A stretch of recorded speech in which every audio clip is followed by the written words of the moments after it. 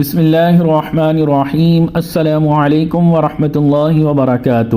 اس سے پہلے والی ویڈیو میں ہم نے یہ بیان کیا تھا کہ کس طرح سے حضرت خالد بن ولید رضی اللہ تعالی عنہ نے 500 مجاہدین کا ایک دستہ ہرقل بادشاہ کی کمک کو روکنے کے لیے بھیجا اور ان مجاہدوں نے اس دستے پر حملہ کر دیا، جن میں حضرت درار بن ازور رضی اللہ تعالی عنہ شہید ہو گئے۔ حضرت درار بن ازور رضی اللہ تعالی عنہ گرفتار ہو گئے۔ حضرت خالد نے میسرہ بن مسروق عبسی کو اپنا قائم مقام مقرر کیا اور 1000 سوار ان کے ساتھ کر دیے۔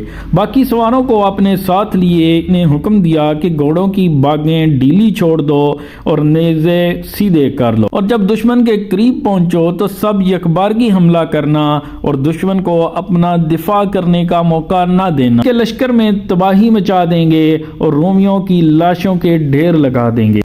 ناگہاں آپ نے دیکھا کہ آپ کے آگے سیاہی مائل سرخی رنگ کے گھوڑے پر ایک سوار بڑی تیزی سے جا رہا ہے۔ بلند قد و قامت اور ہاتھ میں ایک لمبا نیزہ تھا۔ اس نے سیاہ لباس پہنا ہوا تھا۔ تھوڑی دیر میں حضرت خالد کا قافلہ بیت اللیہ کے قریب پہنچ گیا۔ حضرت خالد بن ولید لشکر کی کمک کرنے پہنچ گئے۔ وہ نقاب پوش سوار سب سے پہلے رومیوں پر حملہ آور ہوا اور اس کے حملے کی نوعیت شکار بازی کے چڑیوں کے جھنڈ پر حملہ کرنے کی تھی۔ اس طرح اس نے رومی لشکر کو ہلا کر رکھ دیا۔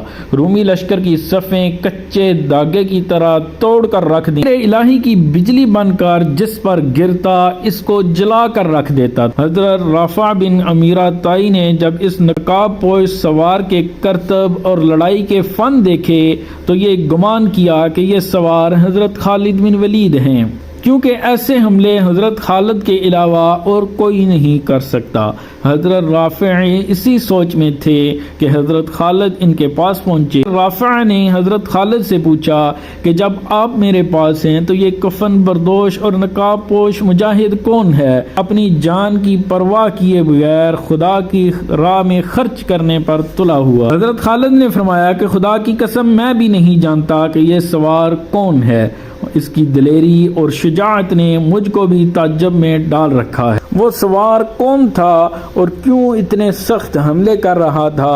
ان سارے سوالوں کا جواب ہم انشاءاللہ آپ کو نیکسٹ ویڈیو میں بتائیں گے۔ دعاؤں میں ہمیں یاد رکھیے گا۔ اجازت دیجیے، اللہ حافظ۔